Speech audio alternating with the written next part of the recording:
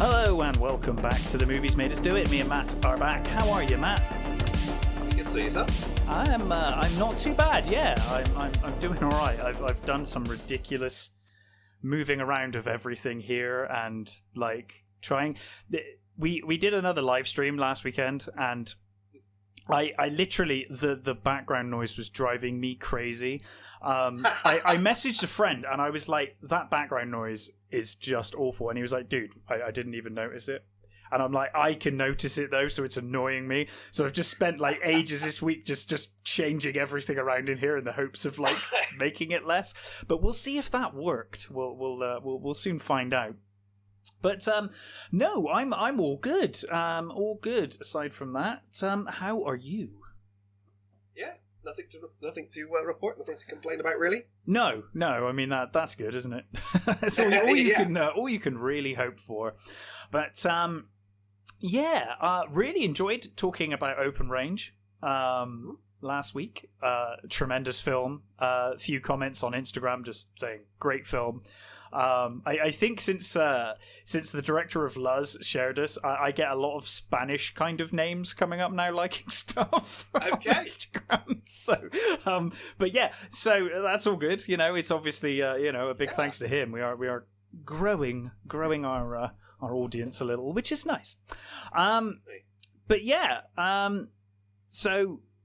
Yeah, nothing to really say about that. It's a fantastic film. I'm curious what we're going to do next, but I guess we'll get to that at the end of the show. I have a triple choice. Oh, a triple choice. Well, we'll save that till the end. We'll keep people waiting for that one. But we've seen some films. So, do you want to kick us off? Hi. Shall I start? I'll start with A Quiet Place 2. Oh, you're starting with the big boy. Right. Well, that's not what I consider the big one. Well, I mean, cinematic-wise, like in terms of like the mainstream, it's the biggest. Money, it's definitely. the biggest, most expensive film we will talk about today, probably. I think you're right. Yeah. So, A Quiet Place. Got a bigger budget than the first one. Yeah. Looked, even from the trailer, you could see it had a bigger budget.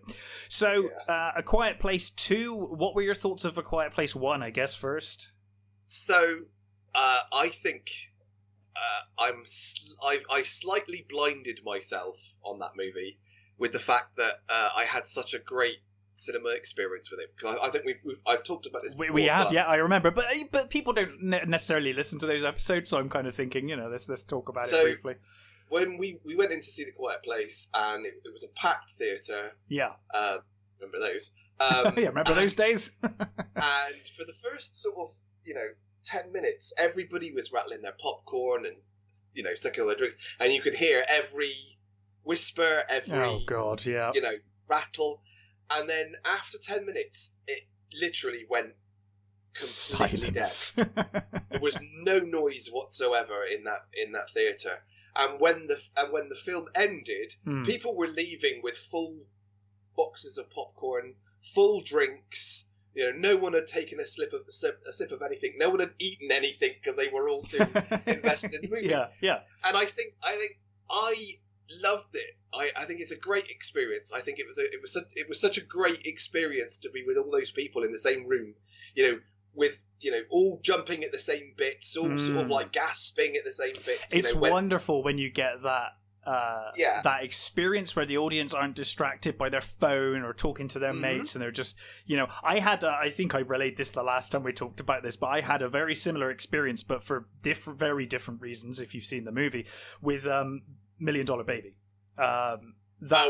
Like talking, laughing, all the way through until that moment of the film, and then deathly silence after that, and like, how are you? Everyone just left like, oh my god, what happened? Because like I'm assuming most people like me had not read the spoilers and were just like, oh holy shit, I was having a fun female Rocky movie, and now so yeah, I kind of had the similar experience there with that, but so you enjoyed. You enjoyed it, but you kind of enjoyed the experience more, probably. Yeah, and well, the thing is I really did enjoy the movie, because the movie is. I think it's a good movie. It's well directed. All the performances are great. I mean, you totally buy into this family. Who they have a deaf child, so they're kind of lucky in that they can communicate silently. Yes, so you have all that. In this crazy situation they find themselves in, that actually benefits them above anyone else. Yeah. You kind of overlook the fact that these aliens have come from somewhere. They've taken everything over. They are just basically killing machines. They just appear when any sound happens. Yeah. And you sort of overlook the fact that, well, I'm sure scientists and the military would have found ways to take them out. But yeah, fine. There's a lot of very silly moments. I mean, we have this conversation with like, well, we literally had this conversation a month or so back with Zack Snyder's Army of the Dead, where we were like, yeah, this is one film where you're like, yeah, reasonable. They blocked them off, or they would have eliminated them, because zombie outbreaks would not work in reality. The army are very good at shooting things, and same here. Yeah, it's kind of like, really though? But okay, fair enough. This is the world we find ourselves in. Exactly. So the second one, again, same cast, same director. Which I think is good. Because I think initially Krasinski didn't want to do the follow up. He was like, no, I don't want to do it, and I think he was persuaded to. And I think it was probably one of those sort of things where they go, well, this was the first one was your baby, and do you really want? Yeah, you sure you want someone fucking with this? Like, yeah, exactly. So I think he was kind of persuaded to come back for it. So they were. So the movie basically picks up almost completely exactly where the first one finished. Oh, so it is literally like part two. It's like immediately continuing. They're packing up their stuff and they're leaving to find somewhere safer. Which you sort of go, just reseal everything. Yeah, are you sure you're going to find a safer place than this? Yeah, because I don't think there is anywhere safer, really. Yeah, but like in Shaun of the Dead, when they get to the flat and Shaun's like, we're going to go to the Winchester because it's safer, and the asshole guy who is pretty much right the whole way through the movie is like, we're perfectly safe in this flat, and he's totally right. Like, this is the safest place you're going to be. Like, just stay here. Like. And yeah, you're right. At the end of Quiet Place, he's an asshole, but he's right. He's right though. And it's kind of the same. Yeah, you're right. At the end of Quiet Place, it's like, yeah, you're reasonably safe here. It's probably as safe as anywhere. I mean, the bit that they're in is underwater and stuff. So I guess that's there is that. Yeah, they would probably take a bit to repair the pipes and pump the water out. Sure, it's probably going to be hard to do silently, but I'm sure they could have found some way to do something. Anyway, so they basically decide to sort of to head it. I don't know whether they just pick a direction or they just decide, let's just go that way. So meanwhile, you've also got it tells you what happened on the day the invasion happened. Yeah, so you see that in the trailer. I think they go back and they show us that. So you've got them at a sort of a baseball game. The kiddie is the son is playing ball, and you're basically following Krasinski as he sort of walks around the town and buys sort of things, and then goes daily life. And then there's this sort of, you see this big meteor drop. Well, it looks like a meteor. You're not quite sure what it is. It's just this big burning thing in the sky. Sort of, you see it fall, and everybody sort of. That is one thing I thought was quite interesting. No, they watch this sort of massive thing falling, and there's no sort of big panics. They all sort of get up and they all leave the game and they all sort of go home. But there are no sort of like, oh my god, we've got to run for our lives and all that sort of stuff. They're all sort of quite calm about it, which I quite liked, actually. I think that's probably quite realistic in today's kind of society. We're quite desensitized, and I think we'd all be like, oh my god, what was that? But we wouldn't be like, we need to run for our lives. We'd just be like, that was cool, now let's go see what's going on Twitter or something. Also, I think you also get that thing where these days everybody just gets their phones out, don't they? Yeah. So if something happens, everybody gets their phones out to film it. So you get these creatures coming in and sort of taking, basically just taking people out as they're sort of running around, and they escape.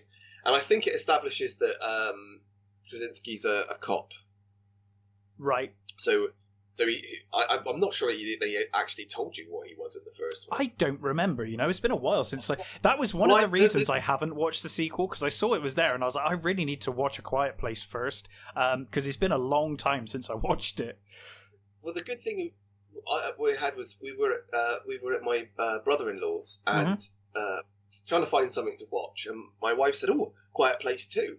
And we're like, "Yeah, okay." And then my brother-in-law said, "I haven't seen A Quiet Place." So I thought, well, settle down, sir. We're going to watch the first one then. So we actually did watch the first one first, and then we watched the second. So that's nice. And so you're in a very good position to say how well this links together. Yeah, I think it links pretty well. It like I said, it goes straight in, so it's almost perfect for that sort of thing. Again, it's really well directed.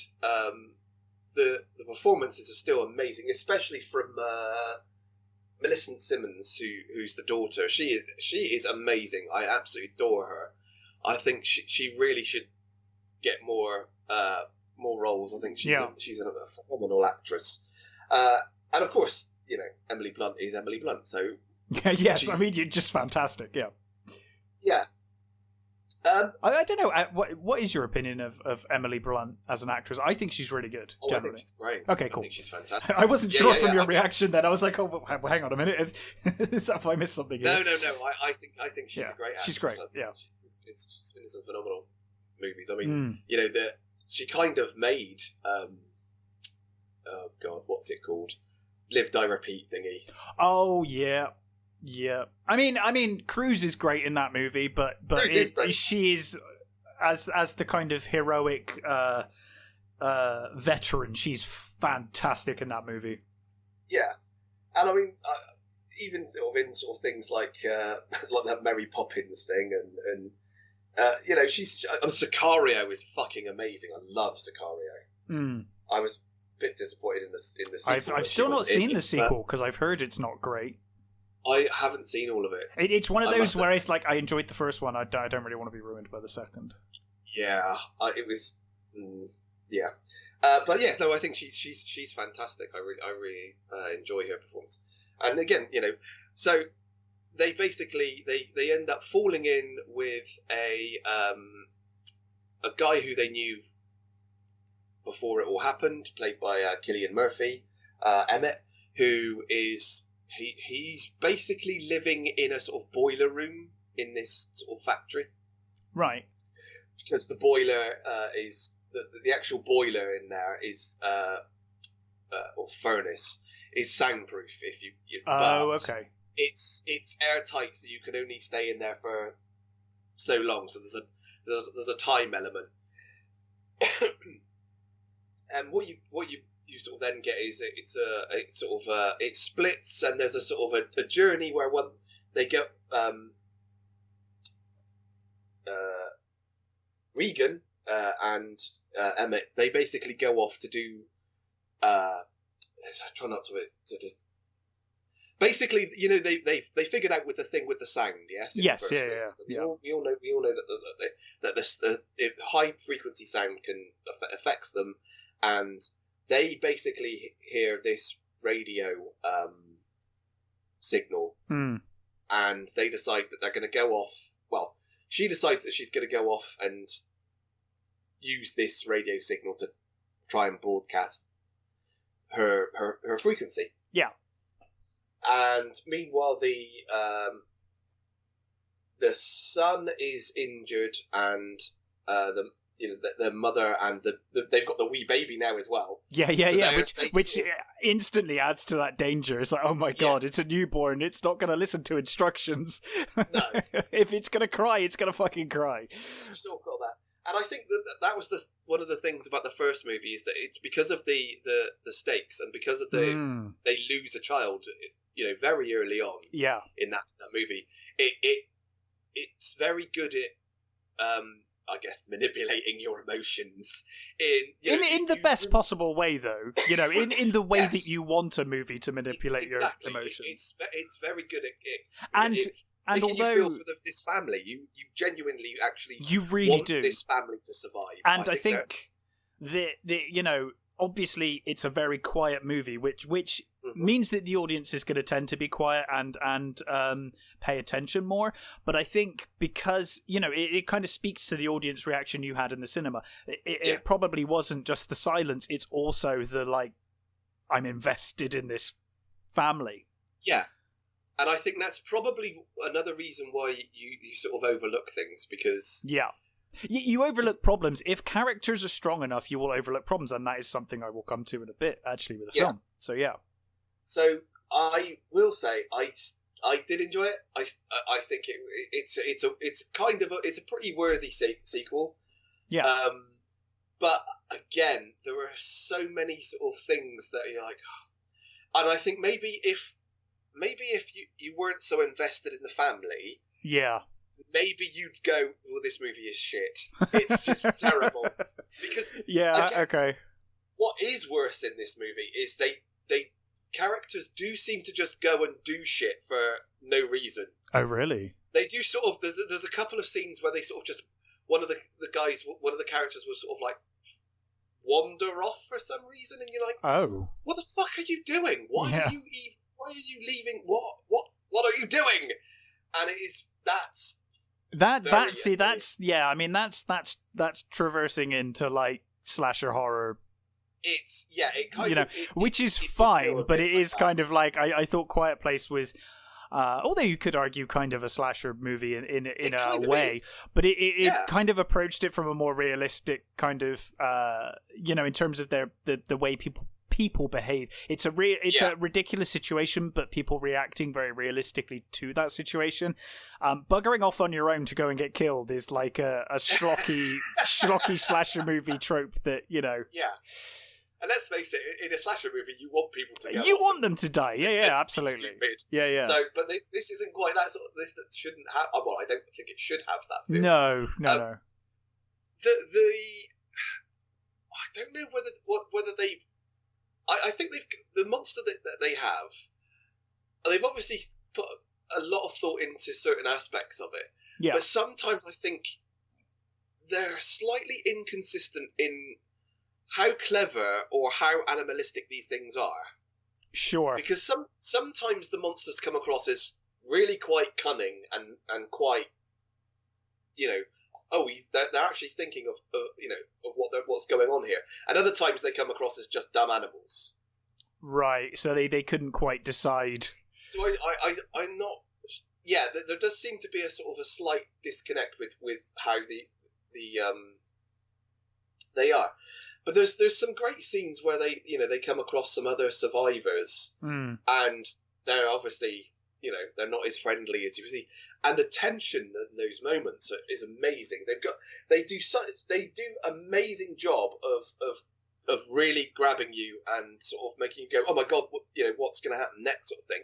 That is all great, and I think that's kind of what saves this movie is the fact that because you're invested in the. Well, I mean, I was invested. I'm invested from the first movie, so I'm invested going into this movie. I think for the majority, you will be invested in the family. Yeah. And I think you will overlook stupid shit. Well, that's great. So, I mean, that's good. I do think it's a worthy sequel. As I said, it's pretty well directed. It's the performances themselves are great. Yeah. There's some nice new additions. And it was an enjoyable movie, but I think it's one of those movies where you have to go try not to think too much about it because it is full of holes. Sure. And I can see why people would go, well, this movie is bollocks. Sure. Yeah. And I think there are certainly people that aren't invested in the family. So, if you don't buy the family, then I guess you're not going to care. Yeah. So, well, that's fair enough. So I will probably end up seeing it anyway because I am invested enough in the family, and I think like you, I'll probably be willing to overlook quite a few issues to see what happens to this family.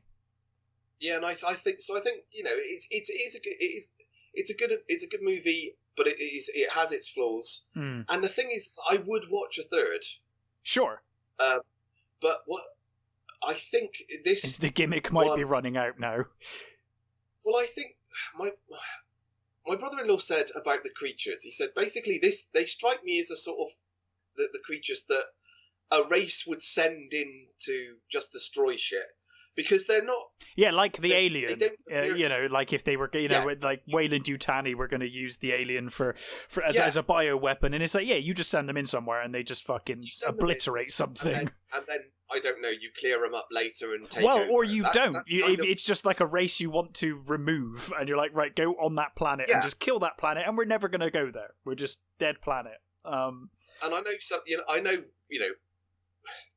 we've said before, we don't actually ever really want the origins of the xenomorph. No, never did. I think it takes away the mystique of the xenomorph. Absolutely does. But I think with this alien, I think I do want to know stuff.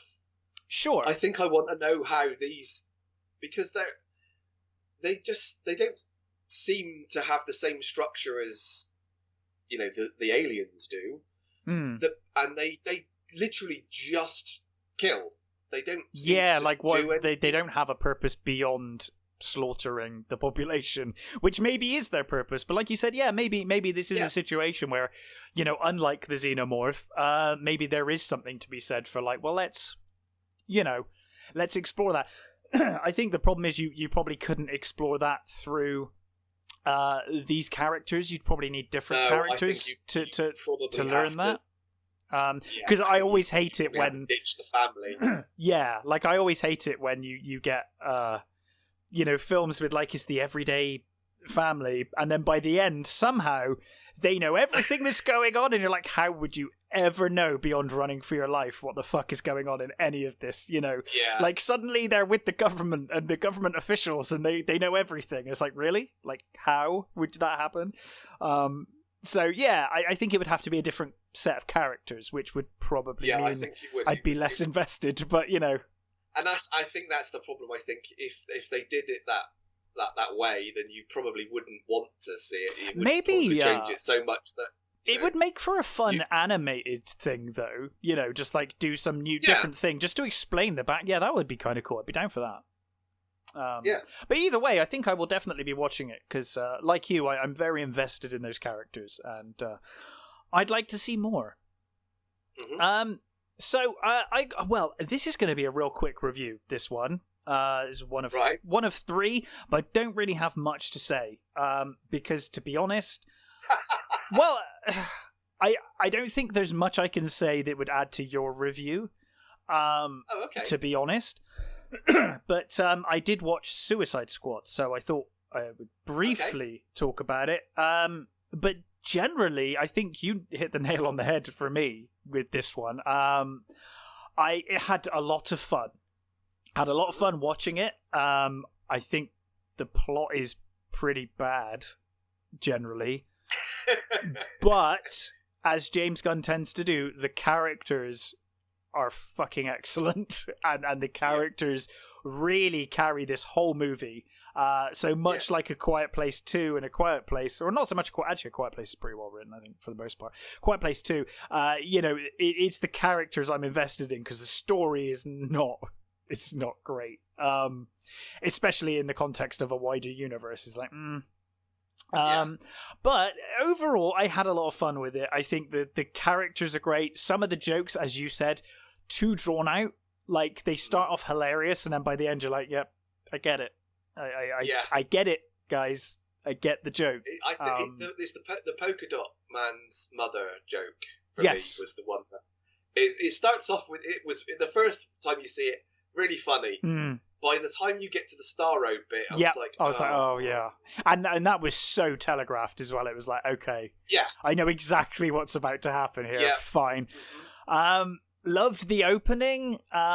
Really wish they hadn't killed Boomerang. I thought that Boomerang... I thought that too. I thought he was treated better in the 5 seconds he's in this movie than the entire last movie. I thought he was great. He was funny. I mean, he was probably one of the best things about the first movie, to be honest. But in this, I really wanted him to survive. I was kind of gutted. But I thought the rest of the cast did really well. I thought Ratcatcher 2 was fantastic. She is like the heart and soul of this movie and is great. I mean, I will say that a lot of her stuff did feel a bit forced. The Maybe relationship between her and Alba's character did feel a little too sort of on the nose at times. Between them, I agree. Between her and King Shark, I thought was great. That was great. That was a great relationship. Stallone steals the fucking show, honestly. Like, really King Shark is incredible. Incredible to the point that there's a point in the movie when there's a lot of blood and you're like, oh, they're killing King Shark, and I was actually like, oh no, not King Shark, because I actually really like his character. So yeah, I think pretty much exactly what you said in your review, so if people want to hear that, go listen to that.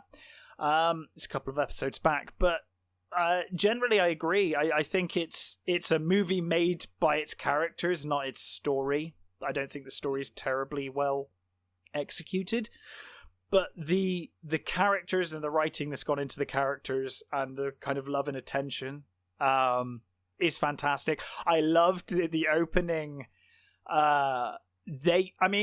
People forget how much fucking shit characters there are in both Marvel and DC, in comics in general, that never get talked about. There is fucking millions of characters that Marvel have come up with, that DC have come up with, that will never see the light of day because they're awful. And I love that James Gunn went back and pulled some of these characters. Well, that's kind of what the Suicide Squad in the comics did. Well, exactly. They genuinely did pick but of course, most ridiculous characters they could find to sort of try and do something with. And I like that they did that for this movie. Because they didn't really do that with the first one. They were like, let's find the coolest characters we can find, for the most part. Whereas with this, I don't know. We did have like Slipknot and sure, some of the other characters. Sure, but then you've got like Deadshot, you've got fucking Harley Quinn, you've got fucking what's his name? I forget his name. But there's a lot of like big hitter characters compared to like Arms Fall Off Man or whatever. Like there's a few fucking there's some characters in here that I was like, I never thought I'd see that in a movie. No. And I liked that not only do they have that immediate payoff at the start of the movie, but then also some of those lesser characters like Polka Dot Man become like main characters in the movie, and it's like, when did you ever think you'd see Polka Dot Man as like a main character in a movie? That's fantastic. No. So I enjoyed it. I enjoyed it a lot. I do think the plot has some issues. I did think that Peter Capaldi was underserved. Could have done with more from him. He does get some great lines. He does, yes, he absolutely does. But I kind of wanted him to be more of a threat than he was really in the end. But overall, I really enjoyed it. It's good fun. As I said, full points for actually making use of Starro the Conqueror. Yeah, I mean, any film that can manage that's an accomplishment. I must admit. And make it genuinely fucking creepy. Yeah, it was a genuine threat when it happened, because it's kind of played for laughs in the trailer. But when you see it, you're like, actually, this is quite horrifying. Like, it's genuinely quite horrifying. But yeah, I really enjoyed it, and I love King Shark. But I think everyone said that. But yeah, he's great. So yeah, that was a very quick review of Suicide Squad. But like I said, I don't really have much to add to your review, so I don't really want to just repeat the same stuff. So yeah, that's where I am on that.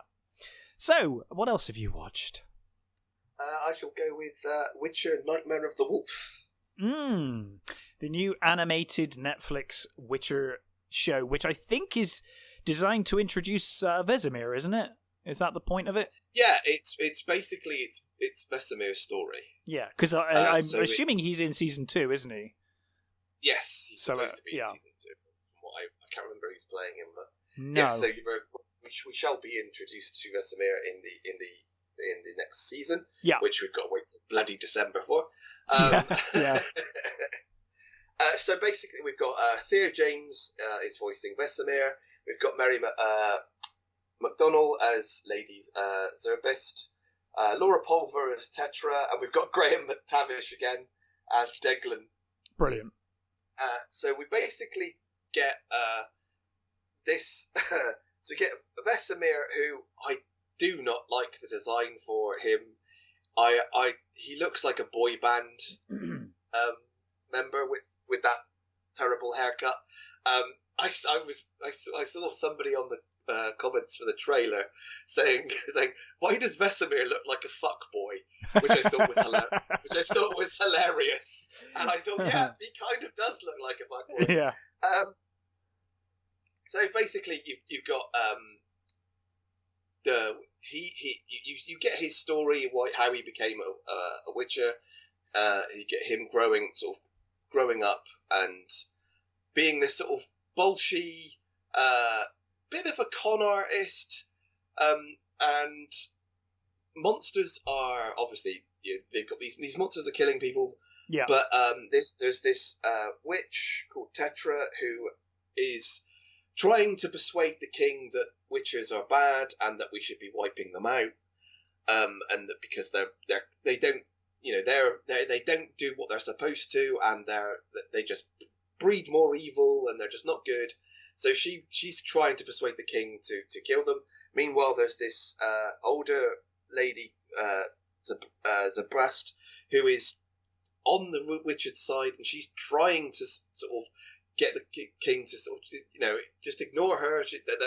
The witches are they are a force for good, and they do protect us from the monsters. Mm-hmm. You get a sort of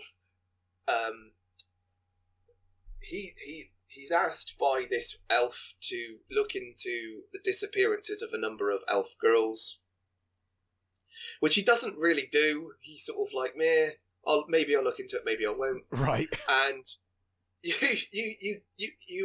get a sort of a new bunch of recruits that they're going to start sort of training, and it's a bit of a mixed bag. It's a hour and 20, and I think this actually should have been a series, because it's trying to get a lot in very quickly. Right. And that's to interesting. Be honest, there's only sort of 3 characters that get stuff to do, and I'm not sure whether, I don't know, maybe because I've only read the first couple of books and I've played the games. So I've never read the books. I've played all 3 games. I've never read the books. So yeah, well, my impression, maybe I'm wrong, but my impression of Vesemir is not how this character is played. Sure. I can't imagine this character. I mean, maybe at the end, maybe he becomes the character that, because of what happens in this movie. Sure. Maybe he becomes the Vesemir that we know, sort of thing. Yeah. Which kind of I'm willing to go with, because mm-hmm. like I said, I haven't read all the books, so I don't really know. Yeah. It's a hard one to sort of go with because I think it's actually an enjoyable cartoon. I think there's a lot of gore, and there's a lot of quite quickly they establish, okay, that person died like that, so we're going with full on monster visceral deaths, which is quite good. It did feel like at times like it was riffing very heavily on Castlevania, which is not a bad thing. No, I mean, Castlevania is certainly one of the best animated shows I've seen in years. And I think the character of Vesemir felt a lot like Beaumont. Oh, okay. He was is very that where Beaumont, they're going with it? But I think the problem is that you didn't have the other characters that Beaumont has to riff on. I mean, that's the thing with Belmont. You've got Alucard, who's the straight man, and you've got Cypher, who is obviously the conscience of the group. And kind of brings that emotion out of him, or can see that good in him. So you're right. A series that, because when I was watching Castlevania the first time round, I was like, as a fan of the games, since I was a kid, I was like, oh, I don't like this version of Belmont. This doesn't work for me in that first episode or so. And it's only when you see him interacting with the other characters, you're like, oh no, this totally works now. Like, once you see the other characters there, it works. But at first I was like, oh, I don't know if I like this, So yeah, it's not so much having that one character. You need the ensemble for that to really work. Yeah. It's like Harley Quinn. Harley Quinn, a movie about Harley Quinn sounds awful to me, and I've never been a big fan of like, you know, even the first Suicide Squad. I was like, oh, it's too much Harley. Harley belongs as like with the Joker, as part of that dynamic, or as part of an ensemble. That's just because crazy for the sake of crazy is just, it's not really that funny after a while, and you're just like, this is just what the fuck, you know. Whereas if she's bouncing off other people, it works. So I can see that. I can see that being annoying if they're just doing a Belmont, and also it's too soon after Castlevania. I was like, I know what you're doing. I can see what you're doing. You know. And like I said, he doesn't have the other characters to bounce off like Beaumont does. Now I know they changed. So do I spoil bits? Yeah. Well, okay. Not? So I mean, it's up to you. It's up to you. They have the sacking of Kaer Morhen. Okay. In this, which is a pretty big event in the huge. Stuff. Yeah. I think it's referenced in the series as well, isn't it? At some point, yeah. They changed the circumstances. Oh, okay. They changed who it is that's attacking Kaer Morhen, which I'm not quite. I guess I'm not sure how I feel about that. Yeah, they can't. I can see why they did it for the purposes of this cartoon. It kind of makes more sense in this way, but only because that's how they've set it up. If they'd have done what originally happened, they would have had to have set it up better. Yeah, and they may have needed more time to set it up. I don't know. It's hard to sort of. I didn't dislike it. I actually enjoyed it for what it is, but I don't think it's a terribly good Witcher cartoon. Okay, yeah. So it's good as its own thing, just not as an adaptation of The Witcher. That's fair. Yeah, I think I don't know whether it is completely linked to the series, whether whoever's playing Vesemir is specifically going to be playing this version of Vesemir or not. But I think the problem is that because of the games, you know, we've been given a visualization of those characters already. Yeah, and I think the thing is, to make it worse, is like fucking Henry Cavill literally looks like Geralt from the games. Like he's he's perfect, really. Even the voice and everything. He's played the games. He loves the games. And well, you can tell that for me, what he can, to make him that Geralt. For me, his adaptation is straight from the games. Like you can tell he's more a fan of the games than the books, I would imagine, because his characterization is straight from the games. Yeah, and I think, you know, there's a lot of people that love those games. That it has a massive audience. Yeah, and that's it. And I mean, and I know sometimes there is a clash between people from the games and people from the books. Oh, I intend to read the books. I just haven't got round to it, to be honest. But it is something I really want to do. I haven't got round to finishing them. I think if you go in and don't expect too much of it, I think you will enjoy it, because it does feel sort of Castlevania-y, and there's the action's quite good. There's a couple of sort of things that don't make sense, like there's a one-armed Witcher who's making signs. I don't know how you make signs with no fingers, but he seems to be managing. Okay. That didn't really make sense, but you know, fine. There was a couple. Hooray of for representation, though. Yeah, I think that's it. It's like fine. Yeah, there's a few little bits like that where you go, okay, whatever.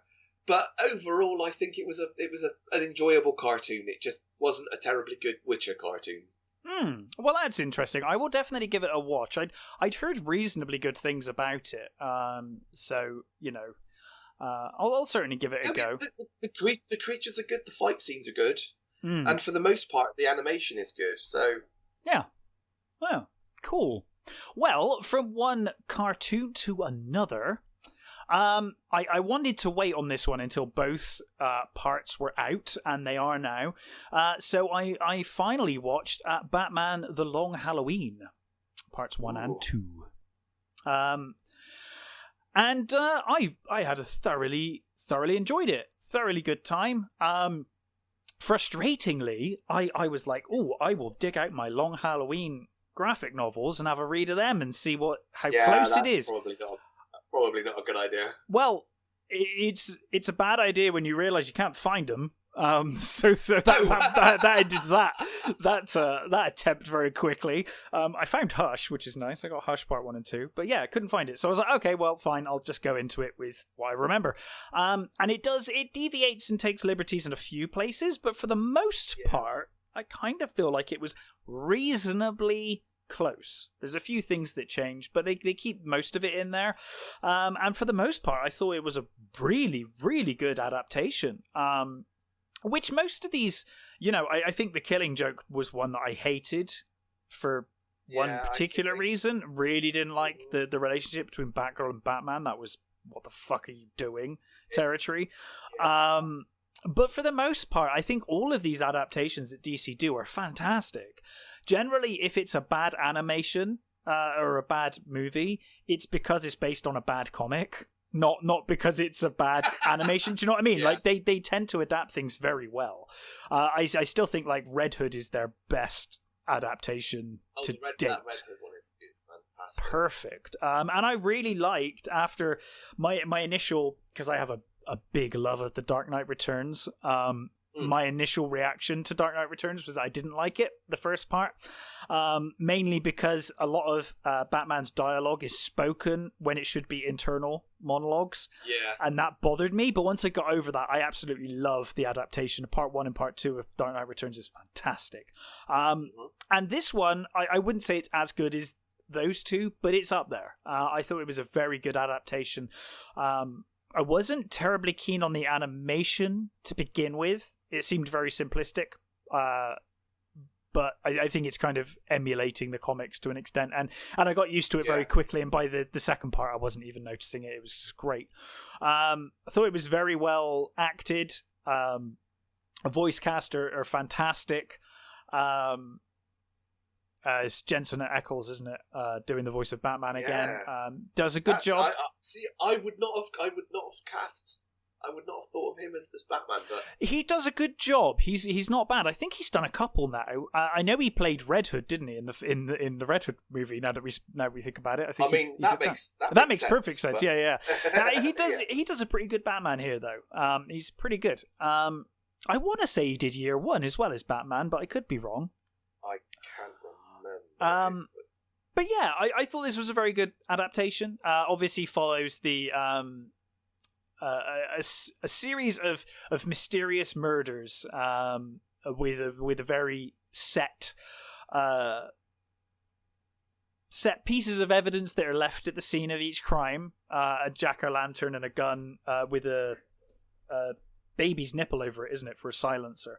And he's called the Holiday Killer because he kills on holidays. And there's a few times during it where they're like, "Hey, a murder just happened," and they're like, "Oh, it's fucking Father's Day," or it'll be something like a more obscure holiday. They're like, "I didn't even think of that as a holiday, but it is a holiday." So, he's continued on.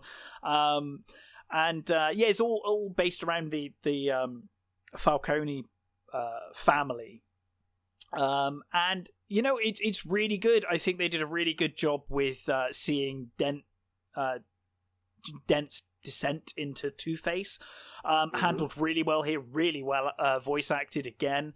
We get to see Batman, fuck up a few times. He makes mistakes. He gets the wrong person. He thinks is this person. It turns out it's not that person. He thinks is this person. It turns out it's not.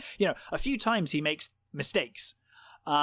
Which is good. I think it's probably the most we've seen certainly from the animated movies I've seen, it's the most we've seen of Batman being a detective, which is great.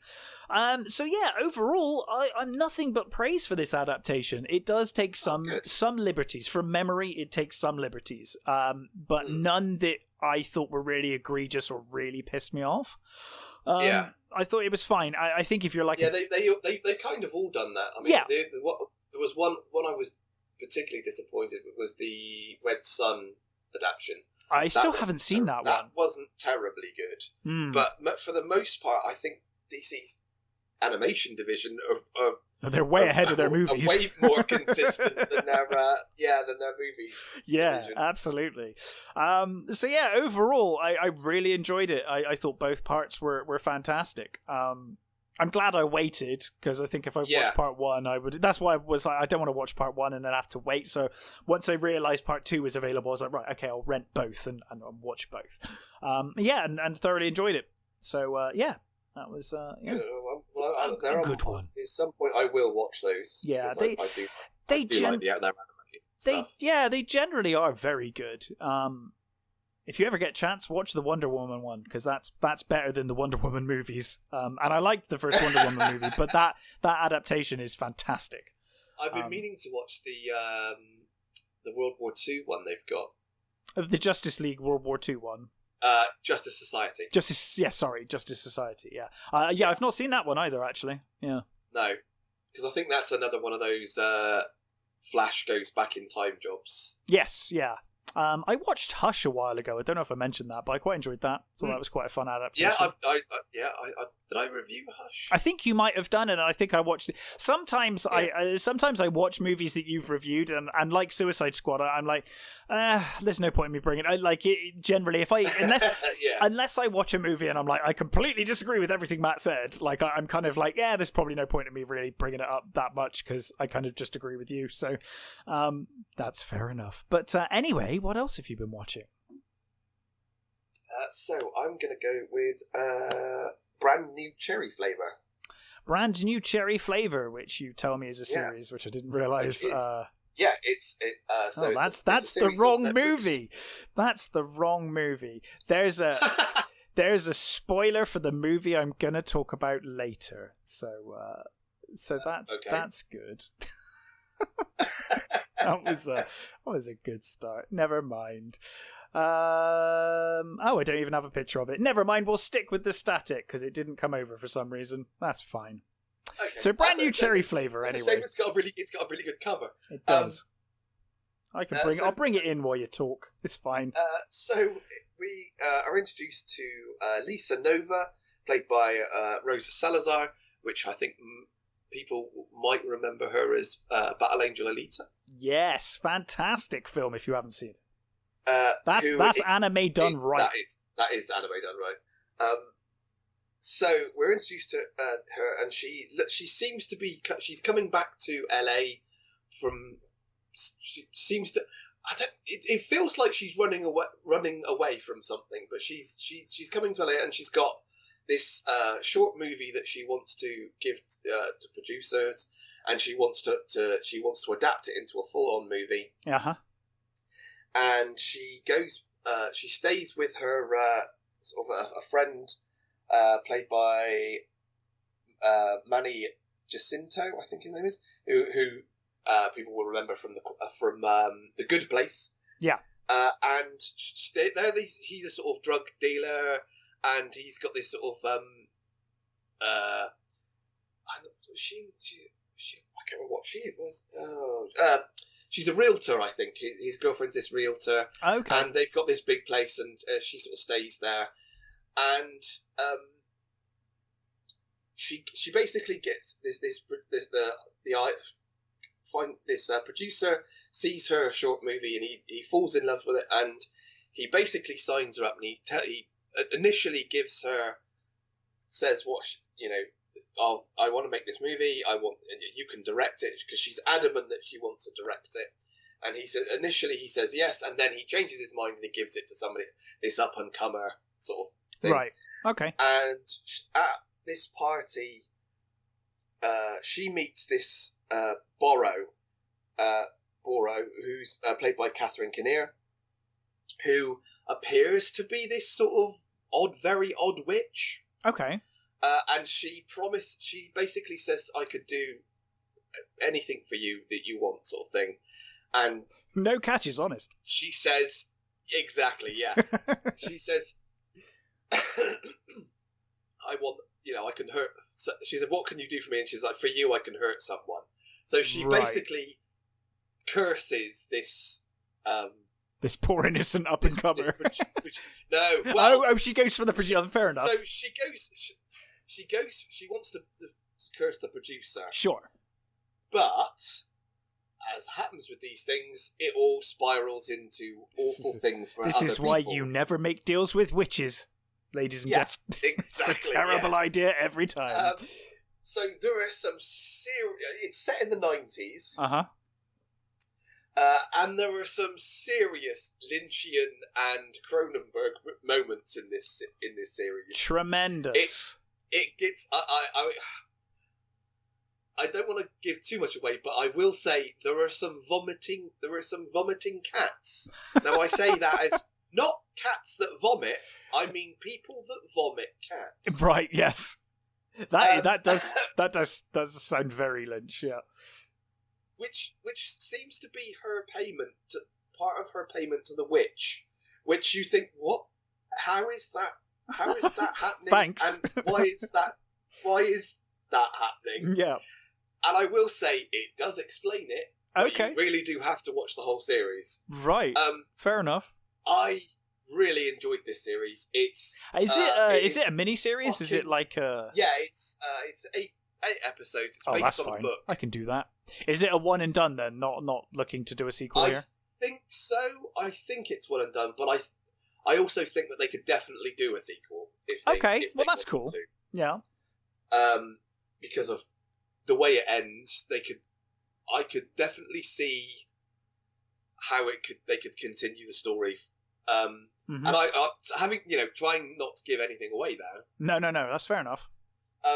But there are some genuine sort of moments where you go, oh fucking hell, like shit, wow, and there are some moments where you go, oh that's that's not great. Yeah, that's very Cronenberg. And I mean full on Videodrome Cronenberg here, not nice. not later Cronenberg. There are some really fucking weird stuff. I love Videodrome. I love it so much. Yeah, and there's sort of there are like biker zombies and awesome.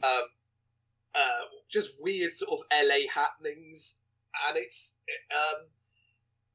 clearly the main character is got some weird stuff going on with her that you're not sure about, and obviously it explains what happened, but there is some really great little weird things, and I really enjoyed it.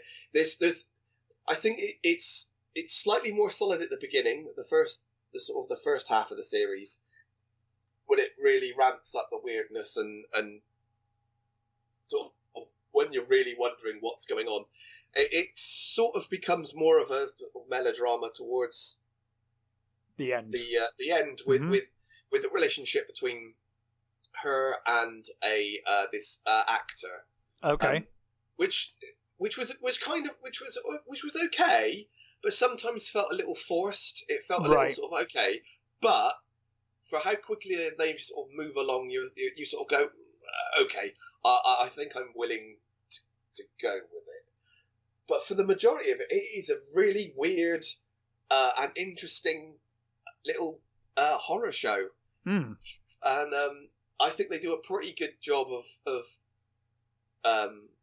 doing the 90s. Right.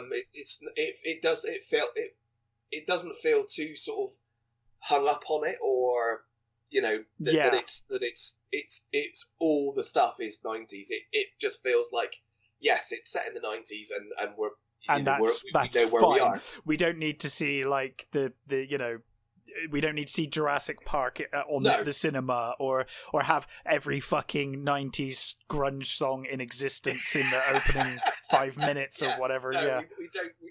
It's not that bad. The three mains are really great. Salazar is Lisa, and Kinnear is Bora, and I think it's Eric Lang is the producer. He is such a slimy asshole. I mean, you could say that his character is a cliche of the movie producer, but as the series goes on,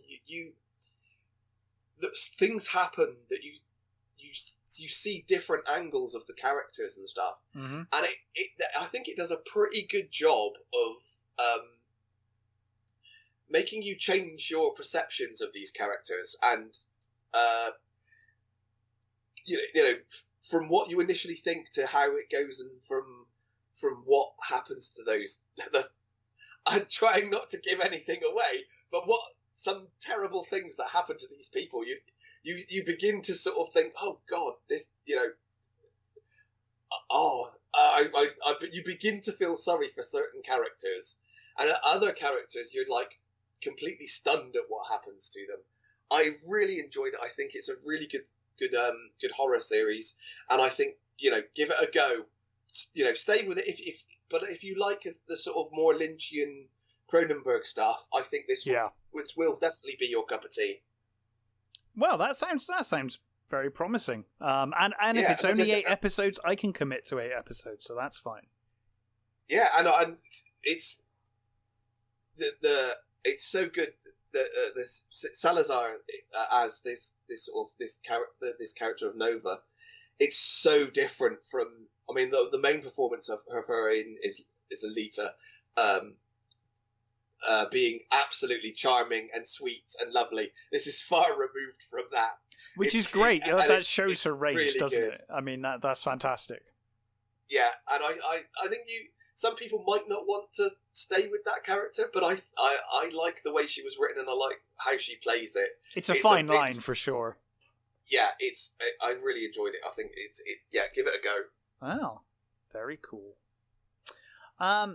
So this will come as no surprise because I accidentally put the picture up just now. But the last movie I watched last night was Sweet Girl. Okay. Starring Jason Momoa. That was on my list. Isabella Merced or Merced, I'm not sure. But yes, directed by Brian Andrew Mendoza. So basically, you've probably seen from the trailer if you've seen the trailer, but based in Pittsburgh, a young woman basically has a rare form of cancer, and her father, who's a survival expert, played by Jason Momoa. He's told, or they're told, him and his daughter, that there's a potentially life-saving drug, and that they're going to be able to cure her cancer with it, and they go almost as far as to say, like, I think this is going to work for your wife or for your mother. This is going to be fantastic. But then the drug is pulled from market days before the treatment's about to begin, due to another company, Bioprime, I think they're called, which just sounds like the most evil fucking company in the world. It's just like, that sounds like a company that you cannot trust. Yeah. Bioprime. And basically they've paid the manufacturer to delay the production of the drug.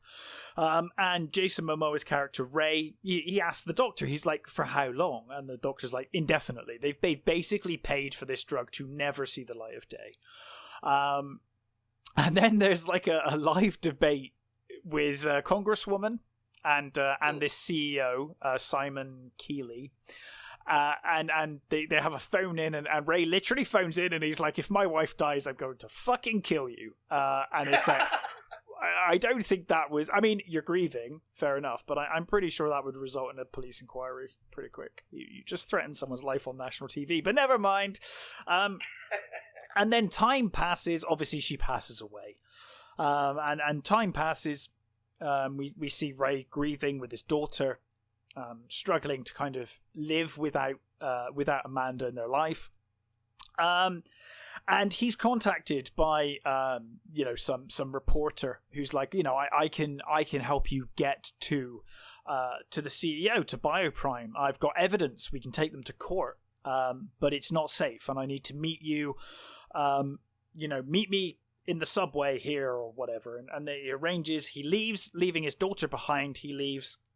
Of course, the daughter follows him to the secret meeting. There's a big fight in the meeting because there's an assassin sent, and he kills the reporter and attacks Ray and his daughter. And then the movie, Ray gets injured, and then it moves forward again in time. There's a lot of time jumps, which is one of the issues I have with this movie. It's kind of like 2 months later, 24 months later. 12 months later. And then the movie starts proper, and we basically see Jason Momoa's character. He basically, it's a revenge story for the most part. Yeah. He's going after these people who he sees as murdering his wife, effectively. You get, Ray going after these people whilst his daughter is kind of the conscience, really, for Ray. Ray is kind of hell bent on doing this. He ends up killing someone and they have to go on the run. She's resentful of the fact that she has to go on the run. She's like, this is your fault. We discussed this. Nothing was going to be achieved from you killing these people are doing this. And he's like, I had no choice. I had to, they came after me, sort of thing. And assassins are quickly sent after him and his daughter. And I don't want to. I don't want to ruin it. There is a twist in the narrative, and it's a twist that I didn't see the twist coming. I thought it was going to be. I thought it was going to be the other way around. Right. I did see a twist coming because there's a scene that telegraphs pretty clearly. I was like, something happened there clearly, because you wouldn't have lingered like you did on that shot, and I don't think you would have directed the shot the way you directed it unless that was important. And sure enough, it was important later on. But I thought it would be the other way around. There's a twist. I didn't mind the twist. I liked it. I didn't see it coming. I thought it worked reasonably well. I would have to give a bit of okay, fair enough. But fine. It was a nice twist, and I enjoyed it. I think my biggest issue with the twist is that it happens, and then the movie continues for about 20-30 minutes afterwards, or it felt like 20 or 30 minutes afterwards, and I really felt like that twist should have been the end. Yes, it should have been the end, and I think it would have been fine if you did the other sequence of events, but then had that at the end. I think there are reasons in the story where it would have become less and less like you could get away with that twist past a certain point, which is why I think they pulled the trigger when they did. But I would have preferred that reveal at the end, not with 20 minutes to go. And I also thought some of the choreography wasn't great. There are some shots in this movie where Jason Momoa clearly doesn't punch a person. Very clearly misses punching a person who then reacts like they've been punched. That's bad. Occasionally. It's not, terrible, but there's a few shots where I was like, So overall, I had fun. I did think it kind of... The pacing's a bit odd. The time jumps are a bit annoying to me, and while the twist is fine, I guess, I'm not sure how much sense it really makes, but it kind of works. It's one of those things where it's I'm not sure how much sense this makes, but I kind of like it for the twist that it is, and it kind of I enjoyed it. I thought it came too early, and I would have preferred it if they wrote it a little better around it happening at the end. But yeah, overall it was fun. I enjoyed it. I can see a lot of people not liking it, but I had fun. So yeah, and it's very well acted, I should say. Jason Momoa, the scene where he is grieving for his wife who's just died, I thought that was a fantastic scene, and I thought it showed Jason Momoa can really act when he wants to. So it was really, it's a great scene where he's just lost his wife and he starts to cry, and he runs out into the hallway to kind of hide the fact that he's crying, and he's just trying to walk down different corridors, but every corridor he starts walking down, there are doctors or people walking the other way, and he just runs the other way, and he's just trying to run away to find somewhere to cry. Really good scene. And I was like, yeah, Jason Momoa can really act. I mean, we quite often see him play the tough guy or the silly kind of almost himself, because Aquaman's kind of just Jason Momoa on steroids, right? It's kind of that's the impression I get. Amped up Jason, well, from interviews anyway, I'm like, this pretty much just Jason Momoa dialed up to 100. So I thought this film showed he can really act. Certainly the first time I've seen him really give an emotional performance. So I thought he was really good from that perspective. So not a perfect film, but enjoyable. I quite enjoyed it. So okay, yeah. Well, I was going to give it a go. I might actually probably watch it now then. It's got an interesting twist. I'd be interested to see what your take on the twist is. I'm intrigued to know the I think you'll either be okay with it or you'll fucking hate it. So I'm not sure which way you'll go. I quite enjoyed it though. I thought it was fine. But like I said, in hindsight, I'm not sure how much sense it all makes. I'd have to go back and rewatch the movie now. But yeah. So yeah, what else have you watched? So I have seen Pig. Yes, Pig. Now, Pig is a film that we've both been very excited for. Yeah, so and I'm excited to get your opinion of it. Nicolas Cage, Alex Wolff, Adam Arkin. Yep. And directed by Michael Sonosky. Now, I've heard so much praise about this movie, so I'm very curious. So, let's. I think a lot of people have said the same thing, but we'll get something out of the way straight away. This is not Taken or John Wick. It is not that movie. No, it's about grief, isn't it? It's a film about grief, from what I understand. Yeah. So we've got Nick Cage's character, Rob, who is living in this shack in the sort of, I think it's in Oregon. Is it Oregon? Yeah, he's living in the woods in Oregon. In this little shack, and he's basically a hermit who lives with his pig. Yeah. And he hunts truffles. And Alex Wolff's character, Amir, basically turns up I think he says every Thursday. He turns up in his flash car, real big sort of, city boy type. Comes in, gets his truffles. Leaves the money and basically goes.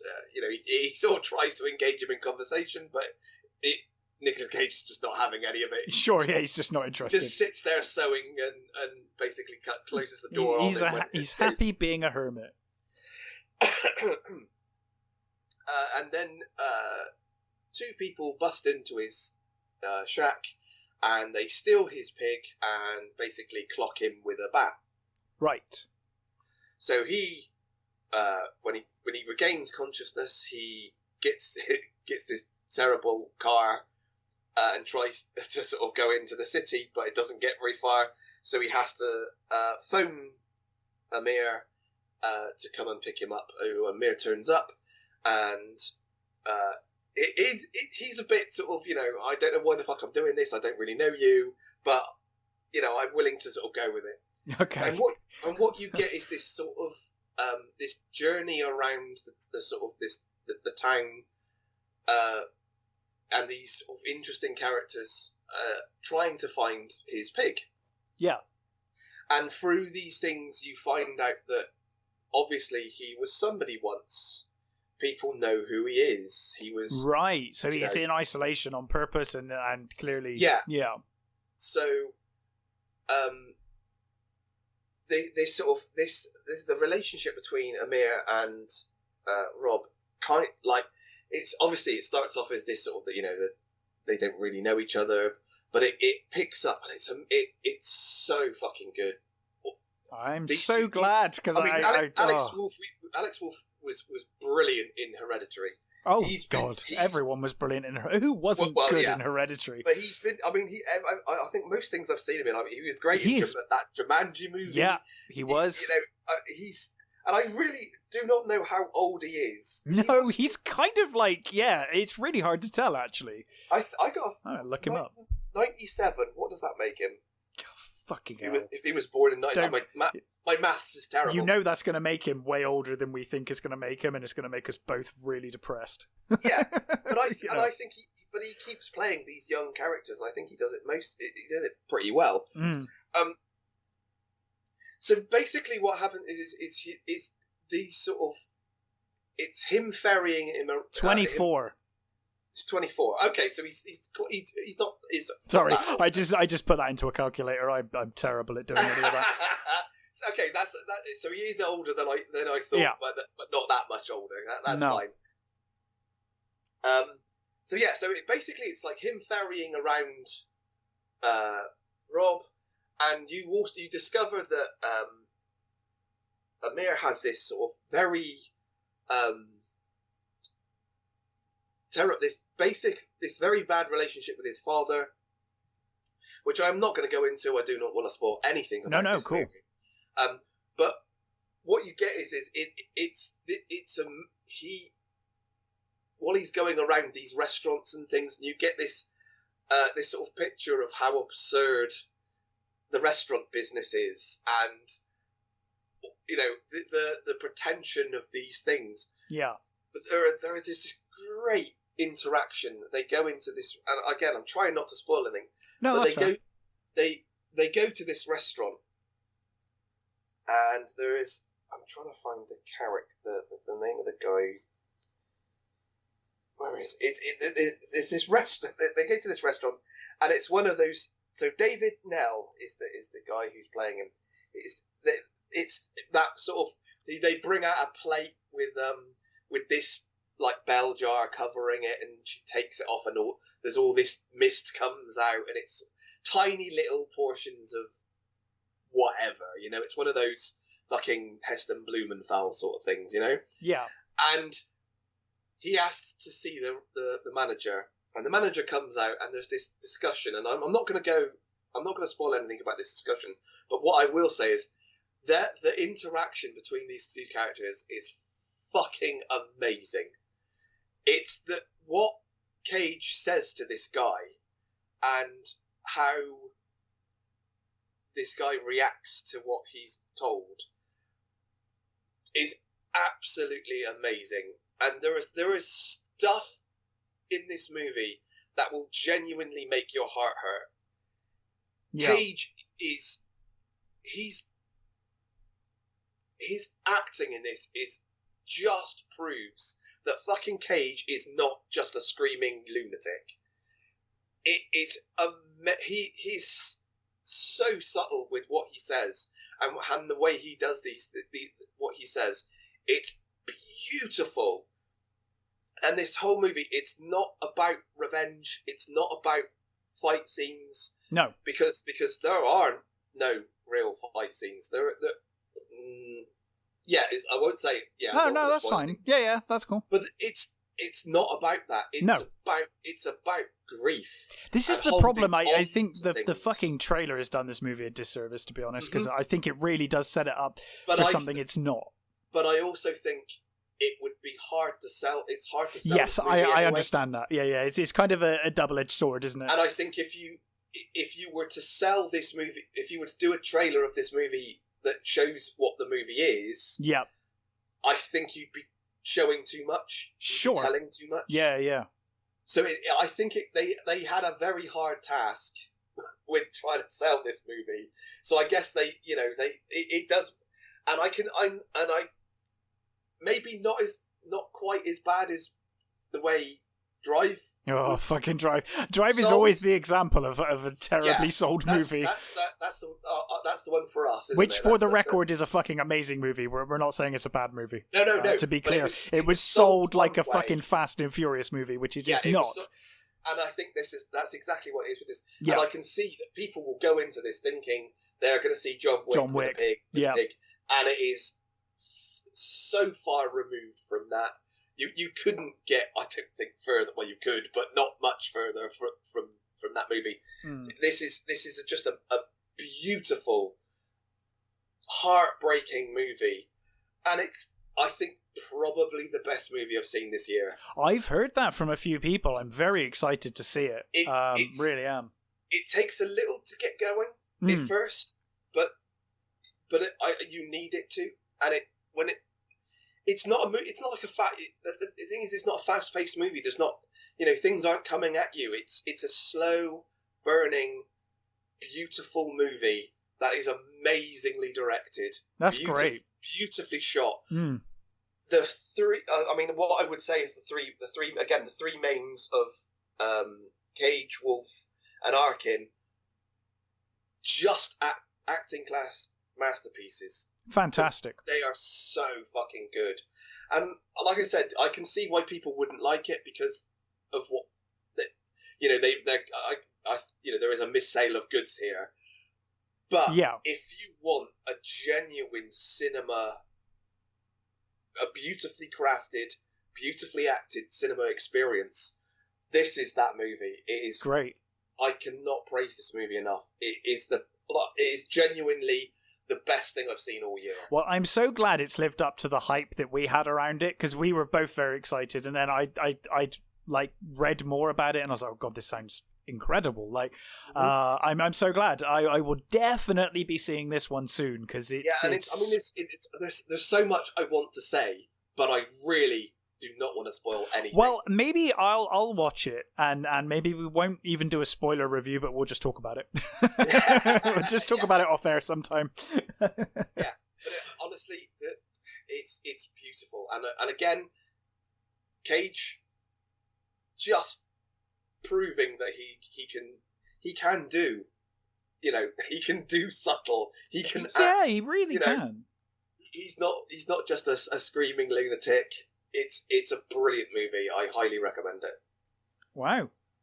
Yeah, I will definitely be giving that a watch very soon, because it looks fantastic, and Cage at the moment is just untouchable. Absolutely untouchable. Yeah, he really is. I think he's just. I think he's got. Maybe he's in a financially stable state now that he can stop making terrible movies. Yeah, absolutely. He can be a bit more choosy about what he takes. Yeah, and good for him. Good for him. This stuff has been, his more recent stuff has been absolutely tremendous. Even the stuff that people didn't like Willy's Wonderland, we enjoyed. We had a good time with. I thought that was a great movie. I've not seen Jiu-Jitsu. That does look like a piece of shit, but I don't think he's even in it, really. He's not in it a lot. It's not what I would call a Nick Cage movie. It's a very bad drink with your friends movie. That's fine. Jiu-Jitsu. That's fine. So I think that's it for the movies we've seen, is it? But we should probably mention Marilyn Eastman. Passed away, 87. Yeah. Ripe old age from, of course, Night of the Living Dead fame. Yeah. So, yeah, I mean, I don't know how much I've seen her in other than that. I don't even know if she did many other films, but, obviously Night of the Living Dead had a very big impact on me. Yeah, so, exactly, yeah. So, yeah, I'm not sure what else she did, but, for that alone, yeah. Yeah, we should also mention Charlie Watts. Yes, of course. Not movies, but no, but a phenomenal drummer. Yeah. So yeah. Yes. Have you got any news or anything you want to talk about? No, it's been quiet. It has been very quiet, hasn't it? Actually? There's a few trailers that doing the rounds. Nothing that makes me sort of want to jump out. Like all the superhero ones that are coming out are a bit meh. Yeah, I don't give a fuck. I do like. I really like the look of the new Clint Eastwood movie. Don't know. I think we briefly touched on that. Yeah. But that looks fantastic. I keep forgetting the name of it. Is it Macho? Macho. Something to do with being macho, because I think the movie is a study of being a tough guy and then living with the consequences of being a tough guy. It looks really good. I mean, Eastwood. Have you watched the Mule yet? Not yet. It's on my list. Yeah, man. I've got to get it. Really worth watching. I watched it a couple of weeks back. I thought it was fantastic. I'm trying to... Where is it? There we go. It does feel like he's doing a sort of a modern Unforgiven, doesn't it? It kind of does, yes. It kind of does. But Cry Macho is called. Cry Macho, yes. That looks absolutely superb. Yeah. Still, when people say, when older actors, they sort of lose their way, they're gonna. Eastwood has never lost his way. He's never lost his way. He's still, and you may have an opinion that he's just this macho sort of, Well, I have often said sexist guy, but. Well, sorry, I don't know about that. I mean, he's fucking 90 now, right? He's set in his ways, and you're not going to change that. Like, he's a product of his time, and I'm not saying he's right. I'm just saying that he's a product of his time, and he is what he is. I will say that I've said this, I know I've said this before, and I could be totally wrong. Hope I'm wrong, but I do feel like a lot of things will come out about Eastwood when he's gone. Yeah, probably. Because he's certainly buried some fucking careers in his life. Yeah. When he's chosen to, ex-wives particularly. So, maybe not the nicest guy, but cannot deny his fucking talent, both in acting and directing. Fantastic. So, I'm very much looking forward to Cry Macho. Yeah, I think the horror movie I'm looking forward to the most is Censor. Is that the Blomkamp movie? No. Actually, is it the Blomkamp? There you go. I don't know. Because I thought that looked kind of interesting. It might not be, actually. Harno Bailey Bond is the director of that one. It's an English movie. Oh, okay. It's set in the 80s. It's about a woman who works for the censorship board. Oh. The movie censorship board. Check the trailer out. It looks really good. It's got a very Giallo feel about it. Ooh. Oh, that works for me. I'm trying to remember what was the Blomkamp one. I'm trying to remember the name of it now. Demonic? Yes. No. Yes. I hear. That looks really good too. Actually. Yeah, I've heard quite negative things about it, but I really want to see it because I love Neil Blomkamp and I quite like the idea. I think the trailer looks intriguing. I like the idea of him doing a proper horror as well. Yes, yeah. So cool. Well, I will definitely check that one out. But yeah, I think that's about it. So thank you. Here, of course. What are the three movies? Let's. I would like to do a Sherlock Holmes movie. Ooh. So I have 3 options for you. Go on. So, option number 1, The Hammer Hand of the Baskervilles. Mm-hmm. Option 2, The Private Life of Sherlock Holmes. Yeah. And option 3, the Robert Downey Jr. Sherlock Holmes. Do you have a preference from these 3? I do, but I'm not telling you which one it is. Fucking hell. All right. Well, I was going to go with the Hammer one, to be honest. I've got a real soft spot for that, but I'm happy to go with any of those. I am happy to do the Hammer one. What is your favourite, though? I'm curious now. I would probably The Private Life of Sherlock Holmes. Well, we can do that one if you'd rather.